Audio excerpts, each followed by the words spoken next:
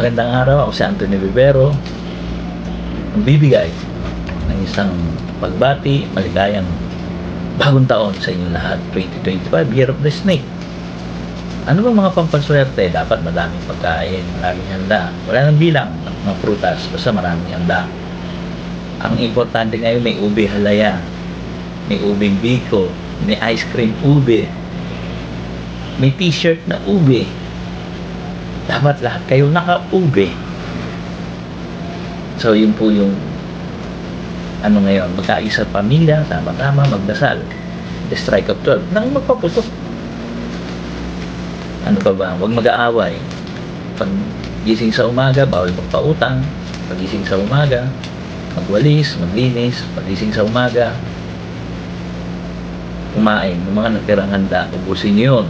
Kasi hanggang doon sila yun. Hindi, panis na yun. Importante sa bagong taon, bukas lahat ng ilaw sa bahay. Importante sa bagong taon, takpan yung mga inodoro para hindi mapapras yung swerte. Dapat malinis na. Yan po yun sa bagong taon. Bagong taon na darating, umasa po ang maligayang bagong taon para sa ating lahat at magiging maligaya po ang bagong taon. Muli po, para sa mga ube. Uy, hopyang ube. Bigla ko lang naalala. Hindi ko na ba mabitin. Wala naman sponsorship sa atin yan. Basta ang masasabi ko po, ang swerte ay nasa tao. Kung maniniwala sa swerte, ang swerte ay nasa sipag.